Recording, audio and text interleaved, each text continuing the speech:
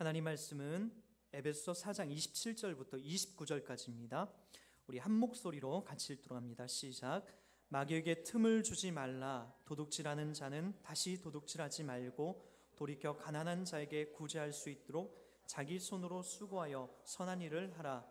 무릇 더러운 말은 너희 입 밖에도 내지 말고 오직 덕을 세우는 데 소용되는 대로 선한 말을 하여 듣는 자들에게 은혜를 끼치게 하라. 아멘. 자리에 앉겠습니다.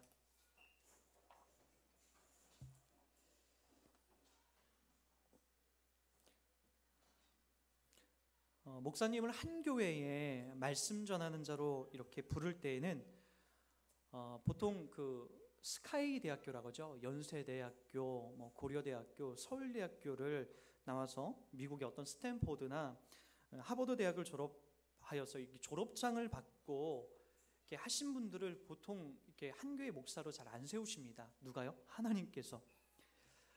참 신기하죠. 어느 교회를 가보면 보통 이제 유능하게 유학을 갔다 오신 분도 있고 훌륭한 대학 그리고 사회에서도 높은 자리에 계신 분들이 보통 교회에 이렇게 계십니다. 그런데 목사를 부를 때는 하나님 그들보다도 더 뛰어난 학벌이나 학력을 갖고 하나님이 이렇게 잘 불러내지 않습니다.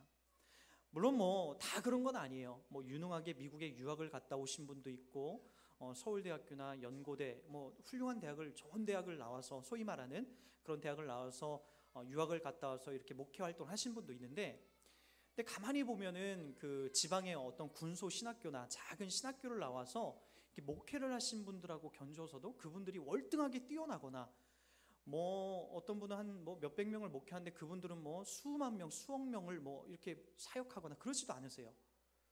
그러니까 우리가 일반적으로 생각하는 것은 서울대학교를 나와서 하버드를 나와서 학위를 받고 그리고 신학을 해서 교회에 오면은 많은 사람들이 모일 것이라고 생각이 되는데 그렇지 않다는 거예요. 하나님이 한 교회 목사를 부를 때는 이제 그렇게 어떤 실력과 많은 것을 갖고 오게끔 이렇게 부르지 않으세요. 그래서 여러분들도 그런 기대는 하지 않았으면 좋겠습니다. 앞으로 저희 교회 정말 훌륭한 목사님들이 많이 왔으면 좋겠다. 서울대학교도 나오고 연고대도 나오고 유학도 갔다 오신 분들, 그런 분들은 잘 없습니다. 하나님이 그렇게 안 부르세요. 보통은 많은 문제를 갖고 있는 분들을 보통 목사를 이렇게 불러냅니다. 구급 공무원 시험을 한 5번 낙방을 하고 경찰 시험을 수차례 봤는데도 낙방을 하다가 한탄하고 진짜 내 인생이 왜 이런가, 난 왜 이렇게 실력이 없는가 하다가 어느 날 교회 가서 예수 믿고 회심을 하고 영원한 생명을 맛봐서 목사가 되신 분들도 있어요. 또는 아무리 그 신학교를 이렇게 이 서울권에 있는 신학교를 시험을 보시다가 이 서울권에 있는 신학교는 이렇게 자꾸만 떨어지게 되니까 저 지방에 그 군소 신학교를 나와서 이렇게 목회를 하신 분들도 있고요. 근데 참 희한한 것은 그분들도 하나님이 쓰신다라는 거예요. 구급시험에 여러 차례 낙방을 해서 보잘것없는 목사님들도 하나님이 기꺼이 써서 한 교회의 귀한 목사로 쓰신다라는 거예요. 여러분들이 목사님을 향해서 기대하는 기대치가 이 땅에서 실력을 갖고 많은 것을 갖고 있다는 것으로 기대를 하기 시작하면 여러분들이 목사에 대한 어떤 하나님이 세우시는 그 근본 목적을 여러분이 좀 이렇게 잊게 됩니다. 특별히 예수님께서 예수님의 제자들을 부를 때 보면 그 모습이 우리가 아주 또렷하게 보이죠. 우리 지난 수요일 날도 함께 나눴었는데 예수님의 12명의 제자 중에 이렇게 학벌이 뛰어나고 대단한 능력을 갖고 있는 사람이 없어요. 소위 우리 시대로 얘기하면 어디쯤일까요? 저 강원도 정선쯤에 사는 이 베드로를 불러내는 거예요. 강원도 정선쯤에서 무슨 선한 것이 나겠습니까? 선한 것들, 똑똑한 사람은 다 서울권에 있잖아요. 여러분들이죠. 근데 예수님께서 일부러 갈릴리 바닷가 그 호숫가에 아무도 알아주지 않는 그곳에 가셔서 제자들을 불러내요. 진짜 실력 있는 사람은 예루살렘에 있었거든요. 예수님이 그곳에 가서 베드로를 불러내고 많은 어부들을, 안드레를 불러내고 요한을 불러냅니다. 그리고 심지어는 예수님의 제자 중에 세리 마태도 있었어요. 세리라는 그 당시의 직업은 모든 사람들로부터 매국노라고 세금을 가혹하게 받아서 하나는 자기 주머니에 착복을 하고 하나는 로마에다 바친다라는 매국노 소리를 들었어요. 여자로 따지면 창녀와도 같은 것이 세리라는 그런 직업군이었어요. 근데 그 마태도 불러요. 기꺼이 와라. 내가 너로 사람을 낚는 어부가 되게 하겠다라고 하면서 그렇게 불러냅니다. 아무것도 배운 것도 없고 고기잡이만 할 줄 아는 일자무식인 그 사람들을 예수님의 제자로 불러들여요. 저라면 그렇지 않을 것 같아요. 만약에 제가 제 사역자를 이제 뽑게 되면 저는 프로필을 다 볼 것 같아요. 어느 대학교 나오고 기왕이면 더 좋은 대학을 나와서 유능한 사람을 뽑으려고 이렇게 고민을 하겠죠. 그럼 자꾸만 이런 것들을 보면 그게 아니란 게 느껴져요. 유능하고 좋은 대학, 실력 있는 사람을 뽑는 것이 아니라 교회는, 예수를 믿는 사람은 하나님께서 불러내시고 세워주신 사람을 세우는 거예요. 예수님께서 그 많은 사람 12명의 제자를 뽑으면서 그 중에 수제자를 누가 감당하게 되면 그 중에서도 가장 성격이 급하고 가장 무식하다고 보여지는 베드로를 불러낸다는 거예요. 그러니까 여러분, 하나님이 불러내고 사용하는 방법은 너무나 우리가 생각하는 것과는 달라요. 저도 마찬가지예요. 저도 그렇게 실력 있는 자가 아닙니다. 이 자리가, 목사라는 자리가 조금 실력 있게 보이게끔 하는 뿐이지 실력 있지 않아요. 특히나 저는 저의 지난날의 삶들을 돌아보면 목사가 됐다라고 하는 것이 너무나 말도 안 되는 일이에요. 지금도 제 친구들, 그 국민학교 때, 초등학교 때 만났던 그 함께 생활했던 친구들을 하고 대화해 보면 제가 목사가 돼 있다고 하면 혀를 차고 놀라죠. 네가? 그도 그럴 것이 오늘 말씀에 나와 있는 내용과 너무나, 오늘 말씀은 어떻게 보면 저에 대한 지난날의 일대기를 이렇게 이야기하는 것 같은데, 근데 저한테만 해당되는 게 아니라 나중에 여러분 보십시오. 여러분들 다 걸립니다. 이 부분에 도둑질 안 했다고요? 여러분 한번 보십시오. 오늘 그 이야기가 시작이 되죠. 28절에 보면은 도둑질하는 자는 다시 도둑질하지 말고 라는 부분이 나와요. 저는 이제 이 본문 말씀을 보면서 하나님이 저를 목사로 왜 그 교회 목사로 불러주셨을까, 그걸 좀 생각해 보면은 너무나 신기해요. 왜냐하면 저는 엄청난 도둑놈이었거든요. 일부 성도들과도 제가 나눴지만은 저의 도둑질에 대한 실력은 가히 이제 이렇게 뭐 평범한 구멍가게 가서 물건 하나 훔쳐오는 그런 정도가 아니에요. 제가 어느 정도까지 이제 도둑질을 하기 시작했냐면 그 시발점이 저한테는 있어요. 이제 뭐 국민학교, 그러니까 초등학교를 들어가기 전까지는 뭐 도둑질이나 그런 거 몰랐죠. 왜 그런 걸 알겠습니까? 그러나 이제 국민학교를 들어가고 나니까 다른 아이들과 저와 뭐가 다른지를 그때부터 알겠는 거예요. 저는 이제 그 당시에 이제 저희 때는 학교에서 조금 더 한글을 늦게 이제 떼고 온 사람들에게 남아서 공부하는 나머지 공부 시간이 있었어요. 저는 뭐 유치원도 다녀보지 않고 그냥 학교 기억년도 모르고 학교에 가서 한글을 처음에 이제 이렇게 해도 잘 모르니까 1학년 때요. 남아서 도시락을 싸서 남아서 이제 공부하는 그런 반에 있었어요. 한 15명 정도 이렇게 모여 있었죠. 거기서 공부를 하려면 이제 4시간을 끝나고 원래 가야 되는데 한두 시간을 더 해야 되니까 도시락을 싸와요. 도시락을 싸우는데 예전에는 뭐 이런 도시락이 아니라 이거보다 더 큰 한 성경책만한 이렇게 두꺼운 불이 빛나는 도시락이었어요. 그거를 반찬통, 이렇게 뚜껑을 따는 반찬, 그 잘못한 김치 국물도 다 흘리죠. 그거와 함께 이렇게 싸서 보자기에 싸가지고 책가방에 넣어서 그렇게 오기도 했었어요. 김치 국물을 몇 번 책가방에 흘려서 그 다음부터는 엄마한테 김치 국물 싸달라고, 김치는 절대 이제 싸주지 말라고 그렇게 얘기를 했는데, 어느 날 이제 도시락 반찬 뚜껑을 딱 열었는데 끔찍한 일이 벌어졌어요. 멸치는 아닌데 멸치과의 그 망둥어라고 여러분 아십니까? 망둥어 손바닥 많은 게, 그 우리 집에서 아버지하고 형들이 저 갯고랑이라고 하는 그곳에서 낚시질로 잡아온 한 50마리 정도 잡아온 그 망둥어를 갖다가 말린 거예요. 말려서 그대로 그냥 불에 살짝 구워서 도시락 반찬으로 넣는 거예요. 멸치라면 차라리 징그럽지도 않죠. 주먹만한 손바닥만한 그 망둥어가 한 3마리가 이렇게 송장으로 누워 있는데, 그걸 친구들과 같이 먹으려고 하다 친구들이 기겁을 하고 놀란 거예요. 이런 반찬이 어딨냐고. 그때부터 내가 얘네들하고 뭔가 다르구나. 난 집에서 이런 거 먹는데 얘네들하고는 다르구나. 그리고 이제 여름쯤이 됐어요. 뭐 제가 처음부터 운동화를 안 신었던 건 아니에요. 아버지가 처음엔 운동화를 사주셨는데, 여름에 이제 장마철에 시골길 뛰어다니고 하다 보면은 매일같이 비가 오는데 그 운동화가 나만 할 일이 없잖아요.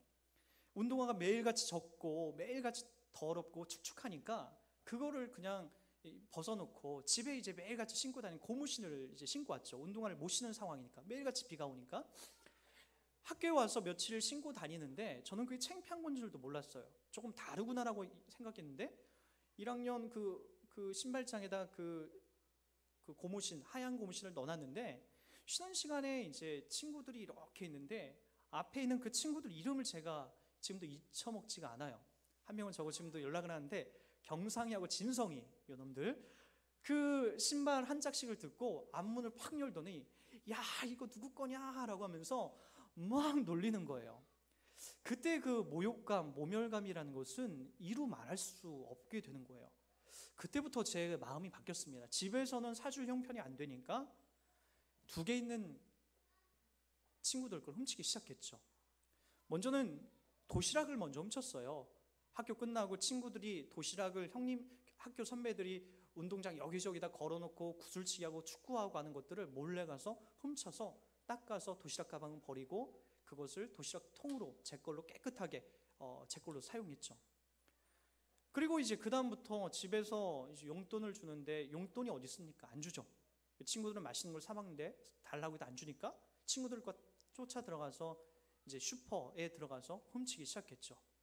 친구의 학용품도 훔치기 시작했죠. 그러다 보니까 처음엔 정말 작은 것들이 됐는데 5학년 때쯤 되니까 담임 선생님의 지갑에 손을 대도 떨리지가 않아요. 너무나 이제 완강해져서 체육 시간에 맨 먼저 문을 박차고 나가서, 그리고 바깥에 이제 애들이 다 나온 걸 확인하고 나 혼자 몰래 교실로 들어가서 창문을 타고 넘어가서 선생님 벗어놓은 그 호주머니 안쪽에서 지갑을 꺼내서 3만 원, 5만 원, 그 당시면 많이 큰 돈 아닙니까? 그 돈을 꺼내서 이렇게 나와서 쓰기도 했죠. 그것이 넘어가고 나니까 선생님 물건에도 이제 손이 가다 보니까 이제 이웃집 담을 넘어가는 건 우습지가 않아요. 그것도 친구들과 함께 조를 짜서, 계획을 짜서 제가 다 시나리오를 만들어서 바로 이웃집 담을 넘어가서 물건을 훔쳐놓은 것도 쉽게 이렇게 진행이 됐었죠. 이런 저의 모습들이 제가 가지고 있었던 예수를 알기 전에 저의 삶의 모습들이었습니다. 저는 오늘 이 본문이 너무나 이해가 가요. 도둑질하는 자는 다시 도둑질하지 말고 라고 하는 부분이 이해가 갑니다. 그 숱한 도둑질 생활을 하면서 왜 안 걸려봤겠습니까? 아버지한테도 혼나보고, 그리고 때때로 다른 사람들에게도 혼나서 숱하게 맞기도 해봤죠. 그게 고쳐지지가 않습니다. 얻어 터져보고 맞아도 보고 죽을 만큼 싹싹 빌어도 봤지만 그것이 고쳐지지가 않아요. 그러다 6학년 겨울방학 때쯤이 됐어요. 제가 지금도 잊혀지지 않은 장면이 있어요. 저는 저희 어머니와 어디 가는 걸 너무나 싫어해요. 극도로 싫어요. 저희 어머니는 제가 사형제 중에 막내였기 때문에 다른 친구들의 엄마들에 비하면 완전히 할머니였어요. 화장품도 바를 줄 모르고 머리는 뽀글뽀글한 1년 내내 풀어지지 않는 아주 단단한 파마에 몸빼바지를 입고 아주 볼품없는 그런 모습을 갖고 있었던 것이 저희 어머니였죠. 그러다가 어떤 계기가 있었냐면은 어머니하고 읍내 시장 가는 것도 싫어했던 제가 어느 날 어머니가 저녁에 저에게 손을 내밀기 시작했어요. 야 어디 좀 가자. 그 손을 외면할 수 없는 어떤 이끌림이 내 안에 다가오기 시작했죠. 그리고 그 손을 붙잡고 어디 간다는 것에 대해 물어보지도 않고 찾아간 곳이 어디였냐면은 그 동네에, 저희가 살던 동네에 하나 생긴 개척교회, 새생명 성결교회였죠. 저는 그때 그 느낌을 지금도 잊혀지지 않습니다. 가서 처음 목사님의 가족들과 작은 방에서 예배를 드리는데 뭔가 있는 것 같다. 내가 그동안 못 봤던 세계, 도둑질을 해도 마음에 찔리지도 않고 내가 누구를 때려도 괴롭혀도 전혀 마음의 죄책감도 못 느꼈는데 여기 와서 오늘 예배 드리면서 정말로 뭔가가 있는 것 같다는 마음의 느낌을 처음으로 그때 느끼게 됐죠. 그리고 그해 1990년 송구 영신 예배를 드리는 그 해에 바로 내가 하나님 앞에 큰 죄인이라는 것, 그동안 도둑질을 해도 나쁜 짓을 해도 전혀 죄처럼 느껴지지 않았는데 그것이 죄라고 느껴지는 처음 그 마음이 내게 느껴지기 시작했던 거죠. 그리고 나서 바뀌기 시작했습니다. 목사님이 나 불러내서 몽둥이 때리면서 도둑질 하지 마 그렇게 했냐고요? 아니요, 그러지도 않았습니다. 그 후에 우리 엄마 아빠가 더 무섭게 나를 혼내켰냐고요? 아니요, 그 즈음에서 아버지는 돌아가셨습니다. 매일 술 드시고 바르게 살아라, 나쁘게 살면 혼난다, 남의 물건 훔쳐면 너 죽어 라고 겁박했지만 그런 아버지도 돌아가셔서 이제 더 마음껏 내 마음껏 할 수가 있었습니다.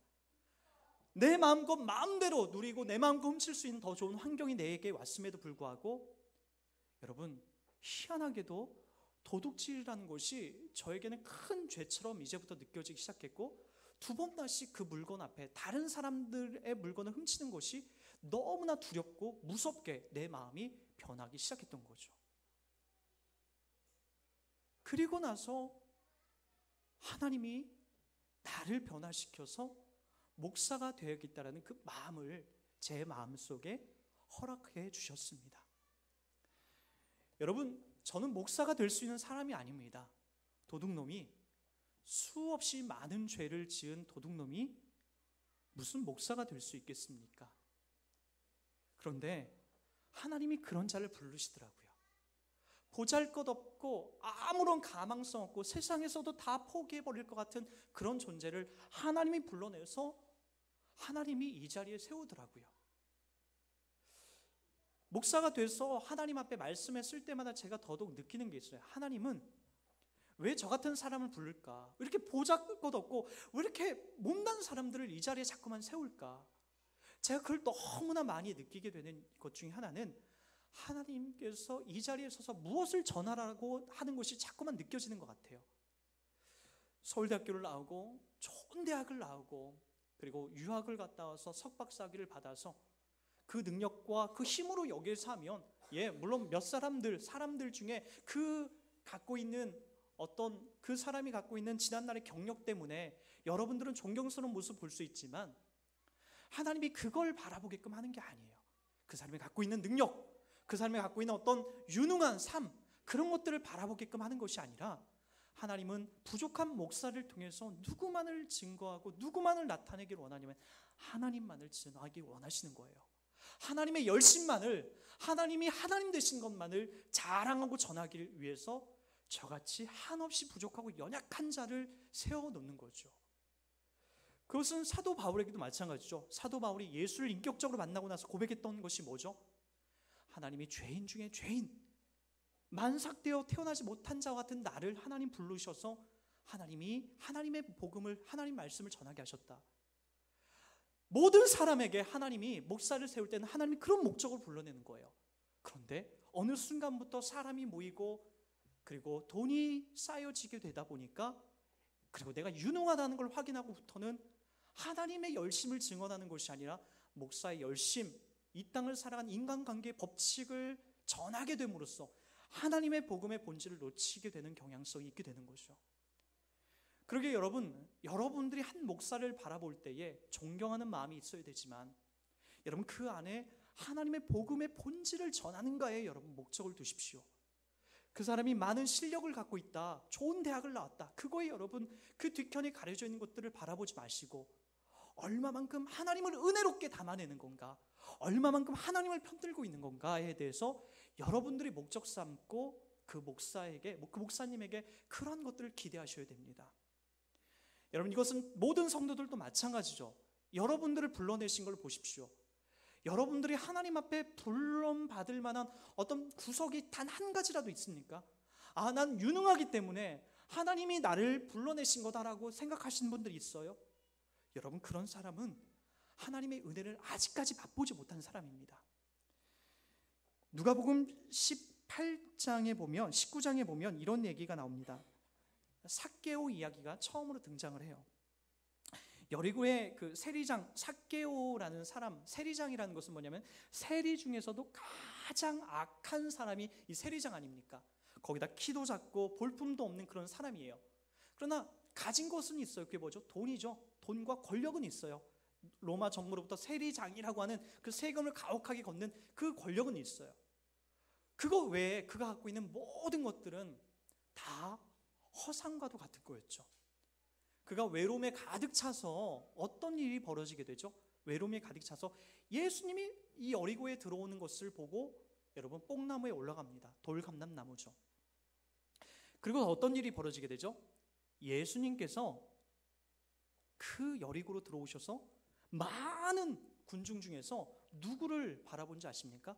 바로 삭개오, 세리장 삭개오를 바라보면서 삭개오야 얼른 내려와라 라고 얘기합니다. 이전에 예수님이 삭개오를 만난 적 있을까요? 한 번도 없습니다. 성경은 그렇게 나옵니다. 그러면 그 전에 삭개오에 대해서 소문을 들은 게 있을까요? 한 번도 들은 게 없어요. 그럼 어떻게 주님은 이 삭개오의 이름을 불러줄 수 있을까요? 하나님은 이 여리고에 들어가면서 그를 이미 만나려고 작정하고 들어가신 거예요. 그 마을에 가장 죄인 중에 괴수라고 하면은 7살짜리 아이들한테 물어봐도 이 삭개오입니다 라고 하는 것이 모든 사람들의 증언이었어요. 예수님은 그 사람을 만나러 들어가는 거예요. 그리고 나서 오늘 밤 내가 나와 함께 유하여야 되겠다. 니네 집에 내가 거해야 되겠다. 먹고 마셔야 되겠다. 많은 사람들이 욕하고 예수님을 저 삭개오 죄인과 똑같은 급으로 여러분 묶어버리죠. 왜 그러죠? 여러분 유대 율법에는 죄인들과 함께 음식을 먹거나 그들과 함께 잠자는 것이 여러분 큰 불경한 죄로 여겼어요. 예수님이 진짜 선지자가 맞으면 삭개오의 집에 들어가서 함께 먹고 자는 것은 저건 아니다. 예수가 가짜다. 진짜 선지자가 아니다라는 것을 이 바리새인과 서기관들은 그렇게 계속 증명해 나갔다고요. 그럼에도 불구하고 예수님이 누구를 만난다고요? 삭개오의 이름을 불러주고 만나러 들어갑니다. 여러분 이게 누가 잘한 거예요? 삭개오가 뭐 하나 잘한 게 있습니까? 삭개오가 예수님을 만날 만한 어떤 구석이 있는 거예요? 아무것도 없어요. 많은 군등 중에 그냥 삭개오도 똑같이 예수님을 구경하고 있었다고요. 삭개오에게 잘한 게 아무것도 없다고요. 그런데 누가 그걸 기억하고 들어갔다고요? 예수님이 그의 이름을 불러주고 내가 너네 집에 들어가야 되겠다. 너와 함께 먹고 마셔야 되겠다. 누가 나에게 뭐라고 하든지 간에 내가 너의 집에 들어가야 되겠다 라고 이야기하고 있다고요. 여러분들도 예수님이 그렇게 상대하고 있다는 거예요. 삭개오와 같이 여러분들이나 저나 하나님 앞에 예수 믿을 만한 자격이 있어서 이 자리에 있는 것이 있냐고요. 하나도 없어요. 하나도. 그런데도 주님이 여러분들의 이름을 부르시고 여러분들을 누구보다도 잘 아셔서 이 자리에 불러주신 거라고요. 예수 믿게 하신 거라고요. 영원한 생명을 여러분에게 부어주신 거라고요. 여러분 이게 대단하지 않습니까? 목사님 저는 모태신앙인데요. 우리 엄마 아빠가 잘 믿었기 때문에 나도 그런 거 아니에요? 여러분 착각하지 마십시오. 오죽했으면 하나님이 여러분을 모태신앙으로 불러냈겠습니까? 오죽했으면 그랬을까요? 오죽했으면 여러분 그걸 아셔야죠. 하나님께서 여러분들을 그런 상황에서 한 사람 한 사람 불러내서 하나님의 백성 삼고 이 자리로 하나님 몰아가고 있다는 거예요. 그래서 여러분 목사인 저나 여러분들이나 하나님 앞에 섰을 때는 내가 내세울 것이 없구나. 그분 앞에 섰을 때는 난 언제나 죄인이구나 라고 하는 그 전제가 깔려셔야 됩니다. 삭개오에게 찾아오듯 나에게도 찾아와서 그 이름을 불러주시고 꾸중을 하거나 매를 맞아 고쳐서가 아니라 그분의 인격으로 나를 치료하시고 다스린다는 거예요. 저희 아버지나 도둑질하면서 훔쳐선 그 주인집 많은 사람들은 저를 죽을 만큼 팼었죠. 그리고 오죽했으면 중학교 1학년 때 예수 믿고 변화된 나의 삶 속에서 예전에 있던 그 일들 때문에 학교에 여러분 경찰차가 와서 예전에 했던 그 죄목으로 저를 붙잡아 갔었죠. 여러분 그 상황 속에서도 붙잡아간 그 상황 속에서도 여러분 제가 너무나 고맙고 감사한 것은 뭐냐면은 더 이상 그렇게 불려간 것이 억울하지가 않았다는 거예요. 한 번 정도는 내가 지난 모든 죄의 문제를 한번 정리하고 가기를 원했는데 경찰이 와서 나를 붙잡아가고 지난 날들의 모든 죄를 다 고백하게 하고 집집마다 다니면서 배상할 것 저희 어머니가 어렵지만 배상하고 나니까 마음이 편한 거예요. 그 과정까지 다 치르게 하시고 하나님이 목사가 되게끔 하는 그런 마음과 그런 은혜를 저에게 허락하시더라는 거예요. 하나님이 여러분들을 어떻게 바꿔가시나 보시라는 거예요. 그러나 여러분 우리가 하나 놓쳐서는 안 될 것이 있습니다. 단순히 오늘 이 내용이 도둑질만을 이야기하는 게 아니에요. 물리적인 도둑질, 나는 훔쳤기 때문에. 그럼 여기 대부분의 사람들은 저와 같지 않잖아요. 저와 같이 누구의 물건을 훔치거나 그러지 않잖아요. 왜 그러죠? 누구든 우리 중에 풍족하기 때문에 그래요. 풍족한 상황과 그 삶을 살아왔기 때문에 남의 물건을 훔칠 이유가 없거든요. 그럼 여러분들은 도둑질을 안 했기 때문에 이거에 대해서 해당 사항이 없다라고 착각하시는지 모르지만 성경은 그렇게 가볍게 단순히 눈에 보이는 도둑질만을 이야기하지 않습니다. 이제 구원받은 우리들에게 하나 여러분이 놓쳐서는 안 될 것이 있어요. 그게 뭐냐면은 우리가 누구 거냐는 거예요. 여러분은 누구 것이죠? 여러분 자신은 도대체 누구 거예요? 성경이 이걸 우리들 가운데 계속해서 확인해 나가려고 합니다. 우리 한번 고린도전서 3장 16절 한번 찾아보시기 바랍니다. 조금만 더 앞쪽으로 넘기시면은 고린도전서 3장 16절 17절이 나와요. 한번 잘 보세요.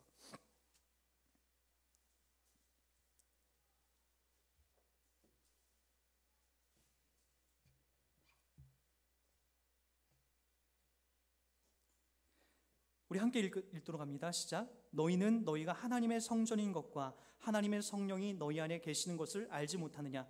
누구든지 하나님의 성전을 더럽히면 하나님이 그 사람을 멸하시리라. 하나님의 성전은 거룩하니 너희도 그러하니라. 이 부분 한번 보시겠습니다. 여러분 안에 누가 계시다고요?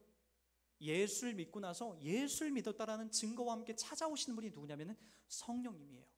사도행전에 등장하는 성령은 여러분들에게 성령의 은사를 주시려고 하는 어떤 쓰러트림이나 방언을 주시려고 하는 것이 목적이 있는 것이 아니라 예수 그리스도를 구세주로 믿게 하는 데에 성령의 목적이 있는 거예요. 이건 요한복음 16장에도 나와요.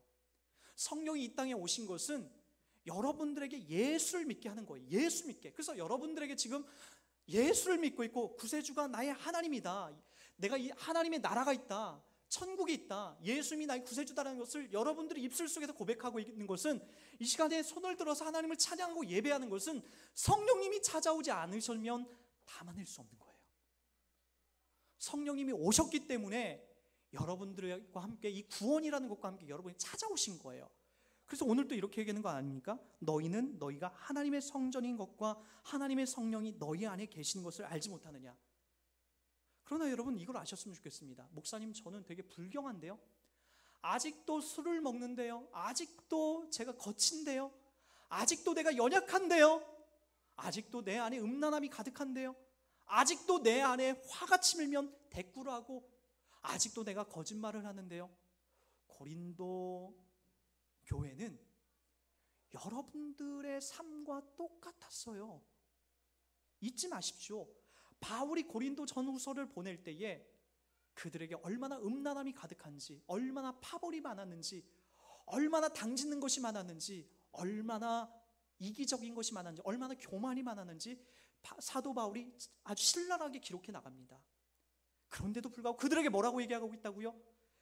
너희는 너희가 하나님의 성전인 것과 하나님의 성령이 너희 안에 계시는 것을 알지 못하느냐. 부족함에도 불구하고, 연약함에도 불구하고 여러분들 안에, 여러분들이 의도하지 않든 의도하든지 간에 여러분 안에 누가 계시다고요? 하나님의 성령이 여러분 안에 거하신다라는 거예요. 부족해도 거하신다라고요. 고린도 전서 후서는 그 목적하에 보내는 거예요. 이단의 유혹에 넘어가려고 하는 그런 사람들, 별의별 이단자들, 음란한 자들을 위해서 사도 바울이 그들을 권면하면서 기록한 거라고요. 근데 그들에게도 성령이 계시다. 너희들, 그럼 여러분들에게도 기꺼이 함께 하시는 거죠. 우리 좀만 더 볼까요? 여러분 6장 19절을 보시기 바랍니다. 자, 더 구체적으로 나오죠. 6장 19절에서 20절 한번 보도록 합니다. 제가 읽어드립니다. 6장 19절부터 20절. 너희 몸은 너희가 하나님께로부터 받은 바 너희 가운데 계신 성령이 전인 줄을 알지 못하냐. 한 번 더 강조합니다.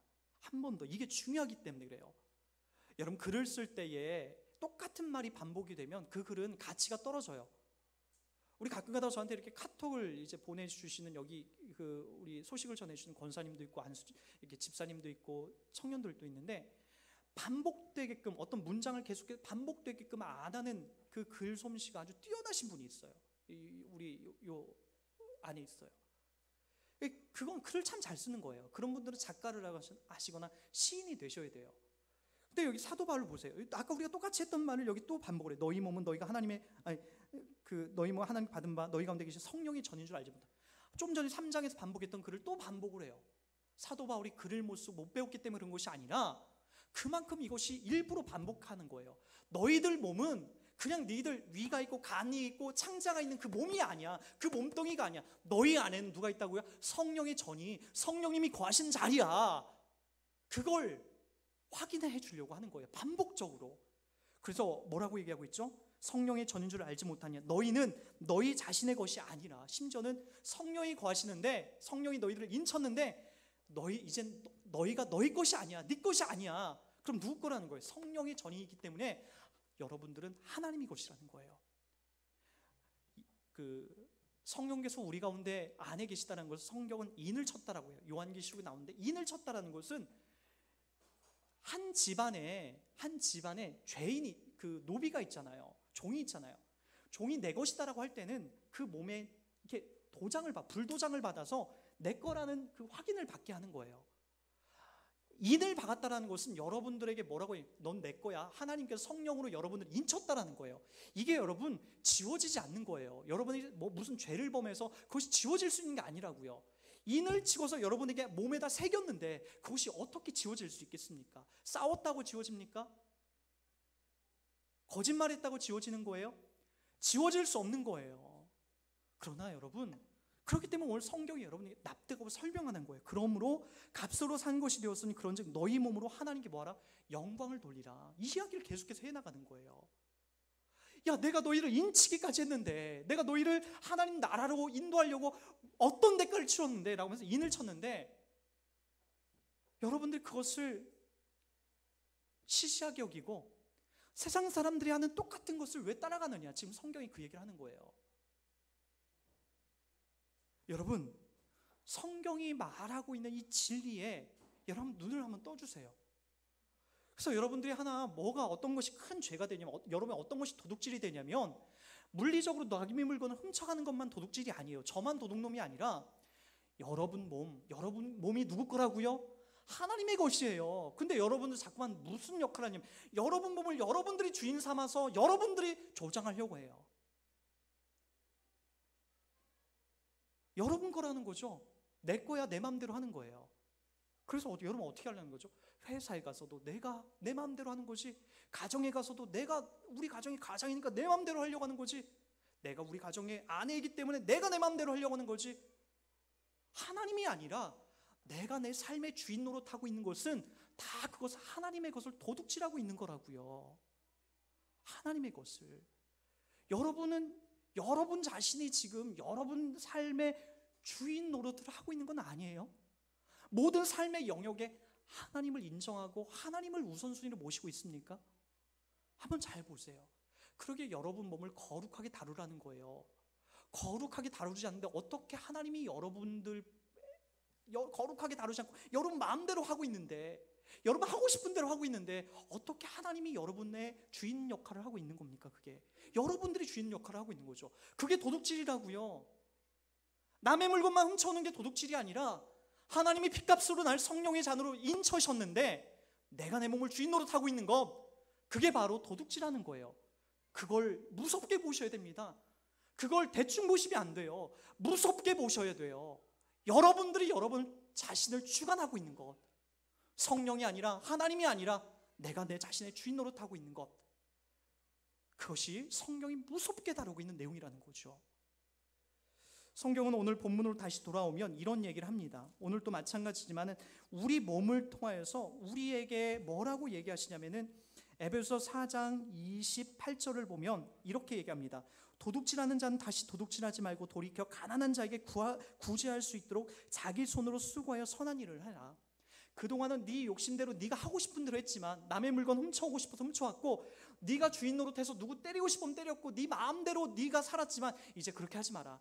네 거는, 네 몸은 이제 네 게 아니야. 하나님의 것이야. 그러게 하나님이 원하시는 마음으로 하나님이 뜻하신 대로 살아가야 돼. 이게 바로 하나님의 백성이라는 거예요. 이것 안에 안 걸릴 수 있는 사람이 있습니까? 우린 다 도둑놈, 도둑년으로 오늘 또 이 자리를 살아가고 있어요. 그러게 오늘 성경이 말하고 있는 이것 앞에 주목해 주십시오. 뭐라고요? 이제는 그것을 털어내라. 털어내고 이제 가난한 자에게 구제할 수 있도록 자기 손으로 수고하여 선한 일을 해라. 이제 너희들 노력하고 바뀌어서 열심으로 하나님이 기뻐하시는 일이 무엇인지 고민하라는 거죠. 고민하시라는 거예요. 제발요. 하나님이 기뻐하실 일이 무엇인지 고민하라는 거예요. 새벽 예배를 갔다 오면 7시쯤 이제 집에 딱 도착을 해요. 7시 한 10분, 20분. 그럼 이제 막 자전거를 타고 왔다 갔다 하기 때문에 땀을 펄펄 흘려요. 집에 딱 들어가서 이렇게 있으면 이제 저희 첫째 아들이 깨어 있어요. 아빠 이제 기다리고 문소리 나고 바로 나오죠. 땀을 흘리고 헉헉거리고 있는 저에게 아빠 땀 흘리네? 아빠 덥지? 하면서 정수기에서 물을 떠다가 저한테 줘요. 매일 그렇게 해요. 그게 얼마나 저에게 큰 힘과 위로가 되는지 몰라요. 저희 아내는 주무시고 계실 때 저희 아들이 일어나서 물론 6시에 일어나서 집에서 애들 때문에 이렇게 큐티를 하고 기도를 합니다. 그리고 또 자는 거죠. 주무시는 거죠. 네. 근데 제 아들이 일어나서 그렇게 컵에서 물을 따고 제가 기뻐하는 그 일을 할 때마다 제가 얼마나 예쁘고 사랑스럽고 제가 기도해 준지 몰라요. 하나님의 자녀가 된 여러분들도 여러분이 여러분 자신을 주관하면서 여러분 마음대로 살아가는 것이 아니라 하나님이 기뻐하시는 일이 뭘까? 여러분들이 살아가는 모든 삶의 현장에서 그걸 고민하시고 그렇게 살아가시고 담아내셔야 된다고요. 어제 저녁에 제가 설교를 수정하면서 있었던 일을 잠깐 좀 나누려고 합니다. 에어컨에 뒤쪽에 있는 유아실에 에어컨이 안 돼서 목회자 자녀들은 괜찮지만 이제 우리 평신도 우리 자녀가 이제 오지 않아서 우리 승준이가 왔잖아요. 그게 너무나 이제 걱정이 되기 시작하는 거예요. 저 뒤에서 놀다가 땀을 흘리고 우리는 시원하고 추워서 지금 에어컨 끄고 민지는 지금 막 파카를 입어야 될 상황인 것 같은데 그런 상황에 우린 시원하겠지만 저 아이들은 저쪽에 되게 땀 흘리고 뻘뻘 흘렸어요. 그게 안쓰러워서 저걸 좀 고쳐야 되겠다. 고민하다가 냉풍기를 살까 하다가 그날 아침 냉풍기를 사러 가기 전에 그래도 정보를 봐야 되니까 어떤 게 좋아야 되니까 인터넷을 검색하는데 안 좋은 이야기가 더 많은 거예요. 냉풍기 틀었다가 그 습한 물기 때문에 더 죽을 뻔했다. 완전히 온대지방에 살다가 완전 열대지방에 사는 느낌이다 라고 하는 그런 안 좋은 평이 있어서 결국에는 에어컨 저걸 수리하는 것으로 가기로 했습니다. 몇 군데를 연락했는데 안 돼요. 때마침 우리 동네에 계신 한 에어컨 여기 바로 골목 턴에서 올라가면은 에어컨 이렇게 고치시는 다시는 분이 있어요. 그거 오고 가면서 제가 봐서 이제 전화번호를 찾아서 거기다 연락을 했는데 1차 전화 안 받고 그냥 말까 하다가 마음이 개인 전화 말고 집 전화번호를 한번 해보고 싶다라는 마음이 들더라고요. 그래서 그렇게 전화를 했어요. 전화를 해가지고 연결이 돼서 결국에는 이제 그날 아침, 어제 아침이죠. 9시 반에 저희 교회 그분들이 왔어요. 두 분이 오셨더라고요. 한 분은 50대 초반이고 한 분은 한 60살 정도 되신 분이에요. 두 분이 오셔서 교회니까 가까이 있으니까 이렇게 제가 또 아주 친절하게 제가 인사를 했어요. 제가 원래 그런 성격은 아닌데 예수를 믿고 나서 제가 지난날 도둑질하고 남의 물건 훔친 것을 이 땅을 살아가면서 내가 많은 사람들에게 베풀어야겠다라고 하는 그런 마음이 예수 믿고 생기게 됐어요. 그래서 누가 오든지 간에 나와 만나는 사람들에게 나는 납작 엎드려서 나는 기꺼이 그분들을 섬긴다. 그 마음이 저 안에 가득 이제 배이게 됐죠. 아니나 다를까 이제 올라오시는 그분들이 열심히 이것저것 찾으시면서 했어요. 근데 답이 안 나오더라고요. 저쪽 배관이 이쪽하고 연결되어 있는지도 모르겠고 되게 복잡하게 되어 있어요. 그래서 결국 이것저것 하시다가 한 1시간 반 정도 고민하시다가 이것저것 하시다가 땀을 뻘뻘 흘리시고 가셨어요. 그 1시간 반 동안 저는 그분들을 붙어 다니면서 이것저것 설명해드리고 저것저것 해드리는데 그 중에 한 분 60살 먹으신 그 강재선인 씨라는 분이 자기가 예전에 그 저쪽에 동은교회라는 곳에 이렇게 잠깐 좀 다녔었다고 하더라고요. 그리고 그 전에는 잠실 쪽에 있는 자기 조카가 경영하는 운영하는 그 목회지에서 거기서 꽤 오랫동안 다니고, 근데 그 2년 전에 그 교회를 동은교회를 안 다니게 된 이유는 첫날 그 교회를 가려고 교회를 갔다 나오다가 그만 그 마당 앞에서 그 교회 다니는 이 6살짜리 아이를 이렇게 차로 치인 거예요. 치워서 다리가 완전히 이렇게 으스러진 거죠. 아주 어린아이. 그러니까 차는 서서히 가고 있는데 갑자기 튀어나와서 차 바퀴가 이제 깔려서 이제 넘어가서 어린아이니까 발이 이제 으스러지게 됐던 거죠. 이 아이를 싣고 병원에 가서 내가 하나님 앞에 오늘 깨끗한 마음으로 첫날 교회에 왔는데 이런 사고를 당한 것에 대해서 억울한 마음이 있어서 이제 교회를 이제 안 다니기 시작한 거예요. 그러시냐고 이야기를 다 듣고 아유 많이 힘드셨겠다고 하면서 제가 냉장고에 있는 뭐 빵도 갖다 드리고 이것저것 갖다 드리고 또 나중에는 힘들게 저 에어컨 실외기를 떼서 내려갈 때는 제가 같이 내려가서 이렇게 도와드리기도 하고 여러모로 막 같이 붙어 다녔어요. 저도 같이요. 그리고 이제 저녁 시간 8시에 다시 약속할 시간이 됐죠. 그분이 먼저 오셨더라고요. 그리고 목사님 잠깐 얘기 좀 해요 하면서 사무실에 있는데, 목사님 제가 이 동네에 살고 있는데 제가 내일은 일이 요 시간에 잡혀 있고 제가 다음 주부터는 제 아내와 함께 이 교회로 좀 나오고 싶습니다 라고 하면서 상당히 신중하시고 진중하신 분인데 그렇게 요 사무실에서 저와 함께 이야기를 나누더라고요. 이 강재선이라는 이분이 그렇게 이야기해 주면서 제 마음속에 하나 느낀 게 있었어요. 그렇게 저희 교회를 등록하고 이제 식구와 함께 같이 나오겠다라고 하고, 그리고 목사님 앞으로는 교회 전기 문제나 에어컨 문제 이런 것들 자기가 다 책임져서 이렇게 할 테니까 걱정하지 마시고 목사님 앞으로 편안하게 목회 이렇게 하시고, 저도 힘껏 우리 이 교회를 섬기면서 하나님 앞에 좀 이렇게 다시 한번 집중하는 계기를 삼겠다고 그렇게 약속하시면서 새가족 등록 카드까지 다 작성하시고 전화번호 연락처 다 남기시고 그러시고 이제 돌아가셨어요. 제가 그걸 느끼면서 하나님 앞에 제가 그걸 느끼는 거예요.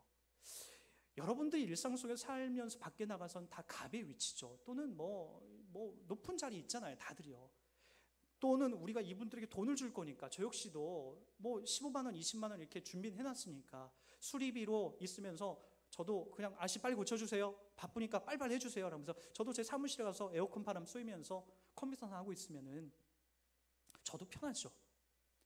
그러나 어느 순간부터 제 마음속에서 항상 나보다 남을 낮게 여겨라, 좋게 여겨라, 높게 여겨라는 주의 말씀이 내 안에 들어오고 나서부터는 여러분 모든 사람들을 대할 때마다 그분이 노가다꾼이건 박스를 줍는 분이건 아니면 높은 사람이건 낮은 사람이건 상관하지 않고 내가 주님 앞에 죄인 괴수로 부름받아서 하나님 앞에 은혜 받은 자로서 내 모든 일상을 만나고 다니는 거리마다 바로 다른 사람들을 내가 더 높게 여기고 섬겨야겠다는 그런 마음으로 대하게 되면 신기하게도 그들의 마음이 열려서 높을 것 같고 아주 개팍할 것 같은 그 사람들의 마음이 열려서 예수 그리스도를 믿겠다라고 하는 사람들이 나오고 있다는 거예요. 하나님께서 여러분들에게 무엇을 요구하는지 보시라고요. 왜 하나님이 너희의 도둑질하는 손을 끊어버리고 선한 것을 너의 손으로 벌어서 그들에게 왜 구제하고 섬기라라고 하는 것으로 왜 그것을 끌고 가는지 보시라고요. 그것은 어느 순간 내가 특별하게 은혜 받았을 때만 하는 것이 아니라 여러분들의 손을 기다리고 있는 사람은 매일 여러분들이 가는 모든 현장마다 그런 사람들이 있다고요. 여러분들 의리고 갑의 위치 있는 사람들에게만 그렇게 대할 거예요? 여러분들보다 낮게 있는 사람들, 더 낮은 자리에 있는 사람들에게는 여러분 돈이 있고 권력이 있기 때문에 그 사람들 앞에 무시될 거예요? 그게 아니라 우리 그리스도인은 어느 자리 어느 곳에 있든지 간에 여러분 주님이 나를 변화시키시고 내게 큰 은혜를 끼치셨기 때문에 어느 사람을 만나든지 간에 그 사람을 존귀하게 여기고 그 사람을 은혜롭게 섬겨주는 것으로 우리의 역할을 다하는 겁니다. 목사님 그렇게 해도 예수 안 믿던데요? 괜찮습니다. 저도 그분에게 예수 믿게 하려고 그렇게 한 것이 아닙니다. 우리는 주님이 나 같은 죄인을 구원해 주신 그 은혜만을 바라보면서 만나는 모든 사람들에게 그렇게 대하는 거예요. 그러다 보면 하나님이 필요한 사람들 그 교회에 불러주시는 것이고, 하나님께서 그렇게 하나님의 뜻대로 하나님의 구원받을 자들을 하나님이 이끌어 가시는 거죠. 우리는 하나님의 자녀로서, 부름받은 자녀로서만 그 역할을 기꺼이 감당해 나가는 우리의 삶이 되길 주를 부탁드리겠습니다. 모쪼록 도둑질을 끊고 내가 내 인생의 주인이다라고 하는 그런 교만하고 도둑놈 신부와 같은 마음을 버리고 하나님이 기뻐하시는 그 자리에서 매일같이 겸손하고 영광스럽게 살아가는 복된 여러분 되길 주님 부탁드리겠습니다. 이 시간 우리 다 같이 신실하게 진실하게 이 찬송 함께하고 우리 같이 기도하며 나가도록 하겠습니다.